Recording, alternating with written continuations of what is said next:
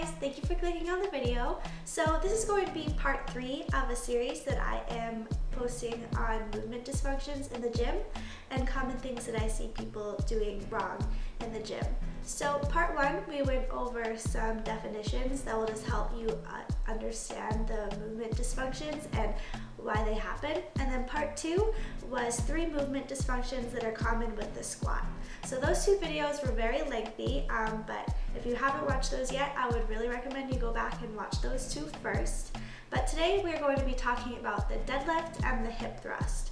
So more lower body movement dysfunctions. The 4th part of the series is actually going to be an upper body movement dysfunction. So we have 2 movement dysfunctions to go over in the deadlift and 1 in the hip thrust. I feel like this video is going to fly by a lot quicker than the first 2, so let's get started. So one common problem that people will undergo in the deadlift is their lower back rounding in the deadlift. So there are 2 times when this typically happens. The first one is just if you can't get into proper positioning without the lumbar spine rounding. So if you can't even get down into proper position without your lumbar spine rounding, this is a mobility issue. In the first part of the series, we talked about relative flexibility, which was your body taking the path of least resistance. So if you lack hip mobility and in a deadlift, you are going down into hip flexion in order to grab onto the bar. If your hip extensors are really tight, then you won't be able to get into that position without your lumbar spine rounding. The lumbar spine will just round in order to take off some of that demand for hip flexion. In this case, doing a sumo stance or a wide stance deadlift will typically alleviate this issue.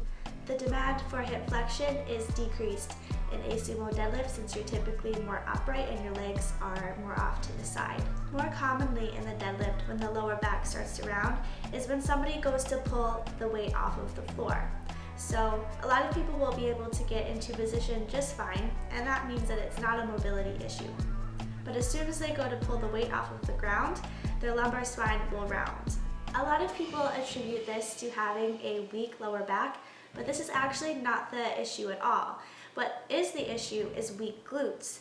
So if you didn't know, because a lot of people do view the deadlift as a back exercise, it actually is primarily done with the glutes. So the prime mover of a deadlift is the glutes because the main movement pattern is hip extension. That does not mean that the back doesn't work at all during a deadlift. In fact, it does. The lower back does work to stabilize the core, and your lats are there to help bring your shoulders back and again stabilize the upper part of the spine. The reason that the lumbar spine will round and to compensate for weak glutes in the deadlift is because when your lumbar spine rounds, the distance between your hips and the bar is decreased. So it's kind of your body's way of cheating the range of motion that it has to go through in a deadlift. So the purpose of the glutes is to bring your hips to the bar in a deadlift because at the starting position, your hips are pushed way back and the motion of the deadlift is to just thrust your hips forward. When the glutes are weak, it can't handle all of that load, and then your lumbar spine will round to decrease the distance in between your hips and the bar. In the first part of the series, we defined reciprocal inhibition, whereby increased neural drive or tightness of the agonist muscle will decrease neural drive to the antagonist muscle.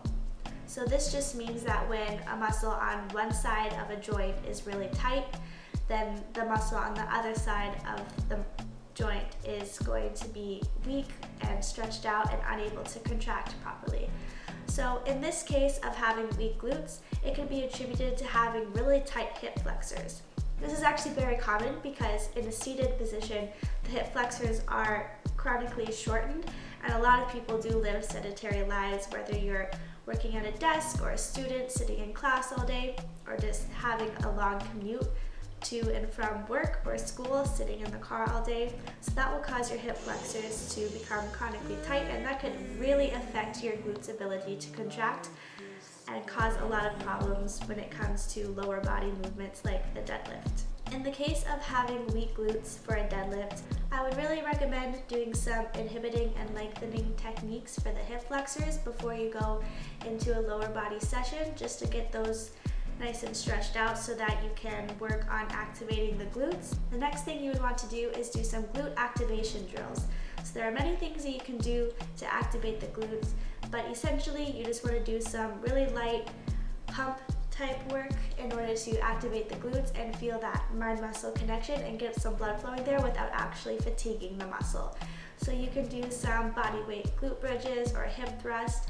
You can do some banded stuff with a hip circle, so marching and doing side shuffles with the bands around your knees and or your ankles, and driving your knees out in order to activate your glutes, specifically the gluteus medius. There are many different exercises that you can do to target the glutes. I would really recommend doing this every time you go into a lower body session, especially if you are deadlifting and you find your lower back rounding in a deadlift due to having weak glutes.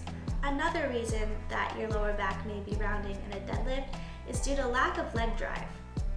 So essentially, people may think of the deadlift as a pull only because it is typically done on a pull day and it is viewed as a pull, so you're pulling the weight up, but they're not really thinking about pushing away into the ground, which is an important part, an essential part of a deadlift. So not only are you driving your hips forward, but you should be pushing your feet into the ground as if you're doing a leg press. Somebody that lacks leg drive in a deadlift, you will typically see their hips shoot up first, and then they basically have to do a stiff-legged deadlift to get the weight up. In this case, their glutes and their hamstrings would not be strong enough to take all of that weight, and then the lower back will round to compensate. This issue is most likely to be fixed with proper cueing.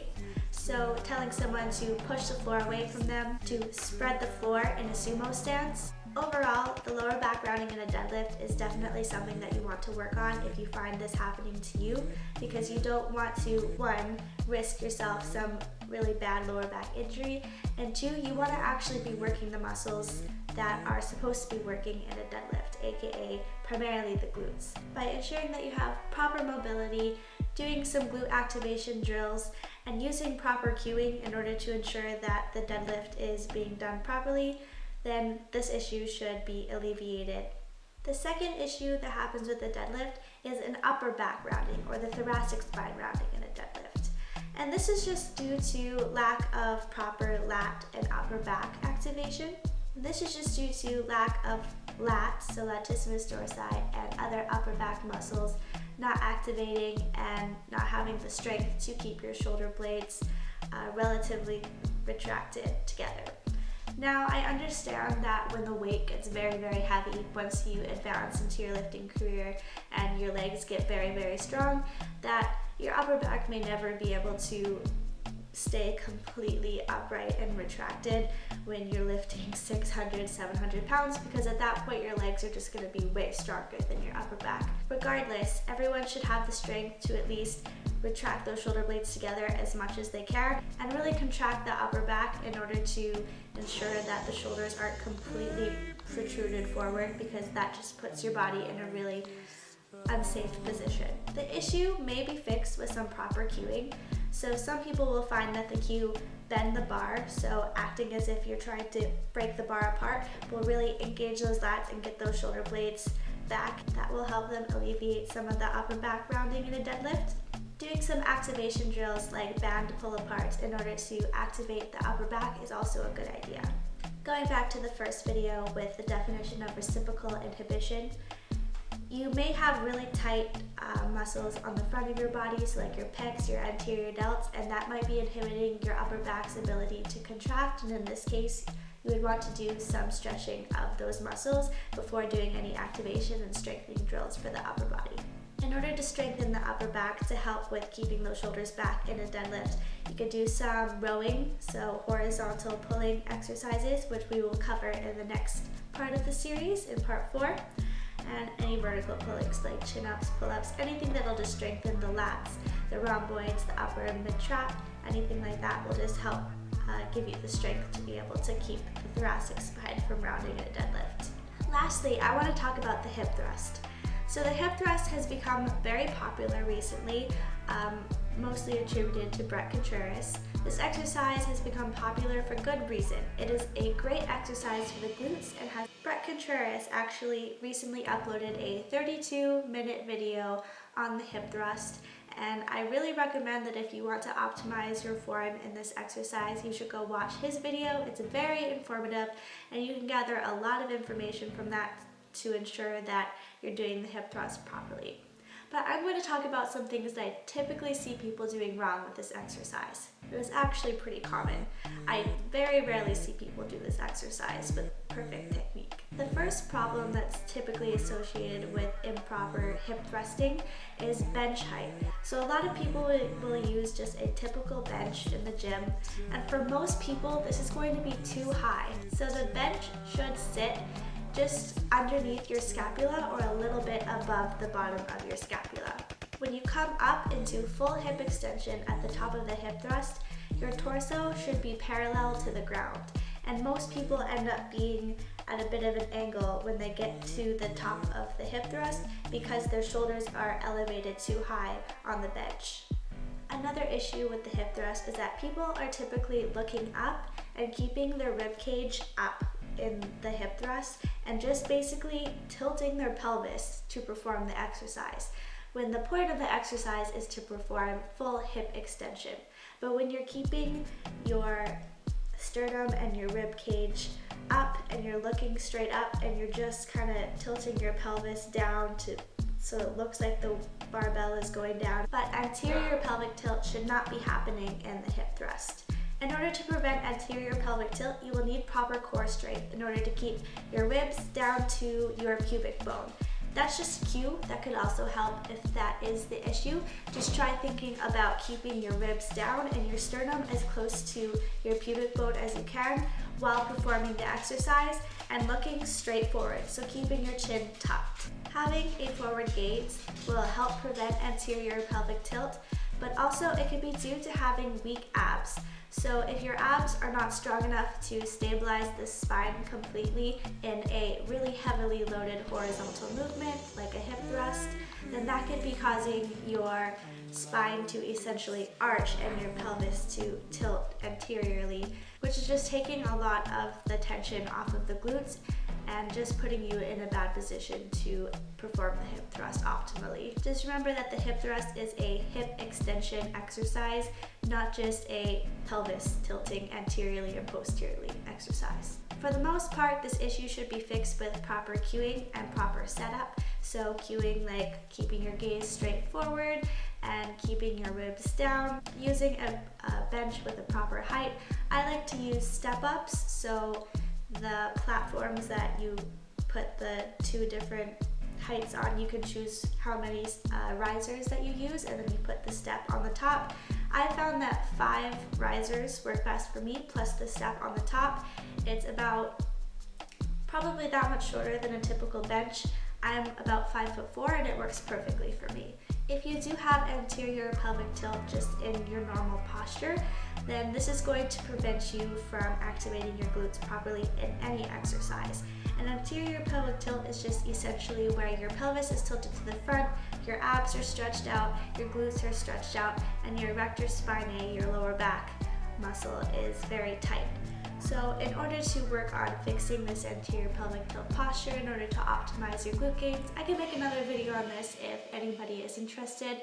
But essentially you want to do exercises that will bring your pelvis back to a neutral position, so anything for your core and for your glutes. Planking is one of the most basic but great exercises for your core when done right, which most people don't really do them right, but you want to have a perfectly flat surface. You really want to focus on keeping your spine neutral in this exercise, and this will just carry over into hip thrusting. So that is the last of this video, the third part of the series. So thank you for watching. The next part of the series is just going to be upper body, so I'm going to give some tips for rowing exercise and pushing exercise like a bench press. If you like the video, please give it a thumbs up, and if you are liking the content so far, please subscribe to my channel.